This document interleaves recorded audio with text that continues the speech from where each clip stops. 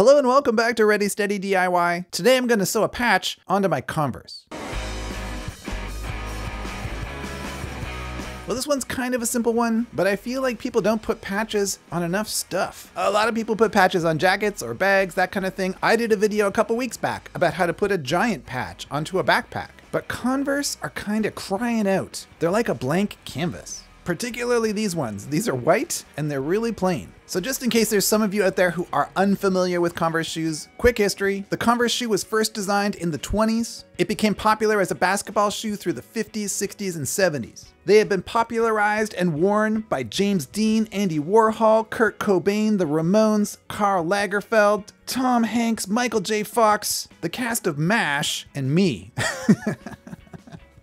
I love wearing Converse. I wear them with suits. I wear them to rock shows. I wear them all the time. They're kind of uncomfortable, but they look pretty cool. And while they don't last forever, while they do last, to me, they're things of beauty. So I got this patch. It's a little bit thin. It's a little bit flimsy, but it does have an iron-on back. And I think it's really cool. So I'm going to try attaching it to the shoes and see how it goes. First thing I'm going to do before I proceed at all with any kind of patchwork is cleaning the shoes up. I don't know if you saw my video about Shoe Laundry Shoe Cleaner. It's a Canadian product. It's pretty good. It's made out of coconuts.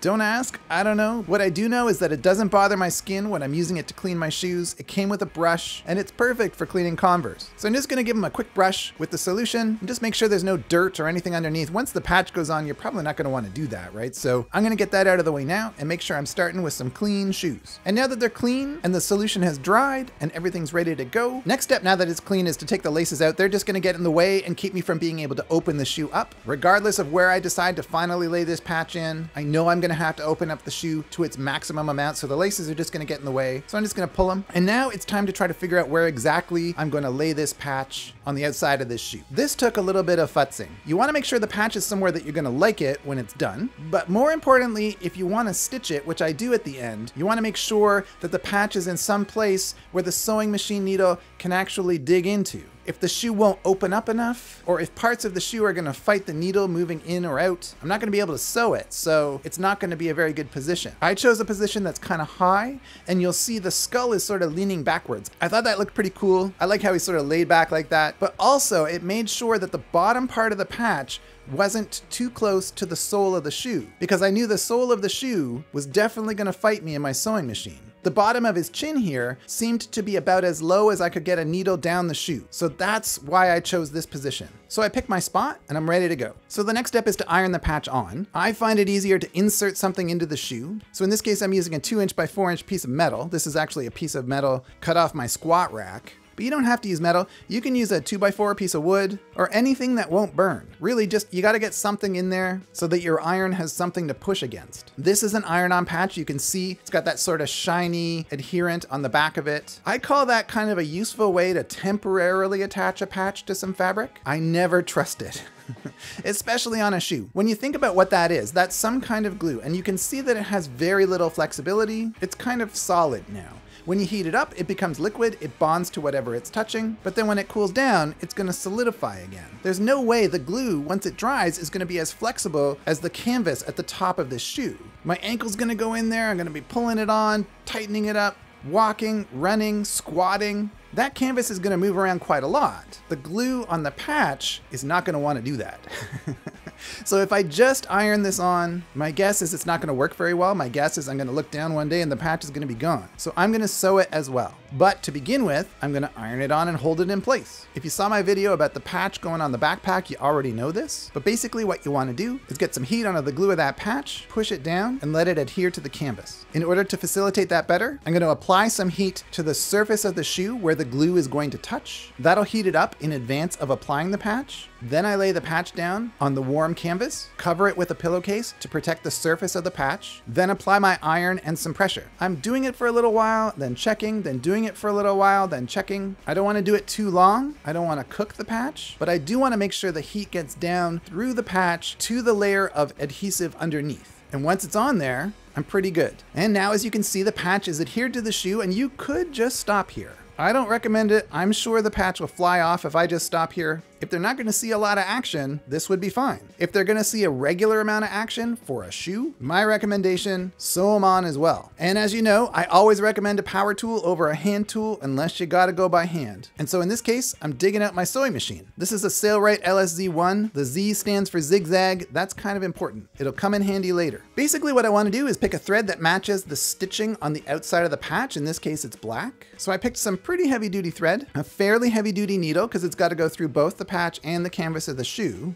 and I got to work. So the most challenging thing here is to make sure to not sew one side of the shoe to the other, but also you want to make sure that you can actually get your needle in and out and around all of the impediments the shoe is going to provide you. It's really tough to make sure that just this side of the shoe is flat enough that it can go through the sewing machine. As I said, I picked this position for the patch on purpose. I've done a little bit of a dress rehearsal. I know it's going to work, but I also know it's going to be real tight. So I'm going to use all the tips and tricks I can to make sure that I don't have to hand stitch any part of this. If there were a part of it that I just couldn't get the machine needle into, I just wouldn't sew that part with the machine. I'd pull it off the machine and stitch maybe the bottom little bit by hand. But in this case, I know it's going to work. I just got to be patient. So yeah, I'm just doing a straight stitch here, working my way around the outside of the patch. When I get to a part where I have to pivot, I lift the presser foot, leave the needle buried in the shoe, make the turn, put the presser foot down, keep sewing. So as you can see, I get to a part here where I really can't dig the needle any further. The turn I need to make, the sole of the shoe is just fighting it. It can't go through, I can't bend it, I can't get the shoe flat enough. It's like a disaster. Luckily, this machine is a zigzag machine, and that means that if I throw this little switch all the way from the left to the right, the needle will shift from the left side of the presser foot to the right side of the presser foot. And that digs it in a little bit further on this little turn I'm trying to make, helps me keep going. Sometimes it's really just a game of millimeters. So as I said, I sort of figured this one out in advance, but it worked. I got stitching in all the way around the outside of this skull, and now he's on there perfect. I think it looks awesome. Is it letter perfect? No. I chose a pretty beefy needle to do this with, and kind of a wimpy patch. It didn't have a lot of thickness around the edges. So if you look really closely, first of all, you can see a little mistake I made right here, but also you can see that the patch itself has a little wear and tear from the needle going in and out and in and out and in and out all the way around the edge. I did damage this patch just a little bit, and if I had chosen a smaller needle diameter, that might be less pronounced. But the good thing is my feet are all the way down on the ground, and the average person is never gonna see that. The bigger the needle, the thicker the thread, the more likely this isn't gonna come off, even in a hurricane. So I'm pretty pleased. And check it out, and now it looks so cool. I don't know if you can tell, I really like skulls.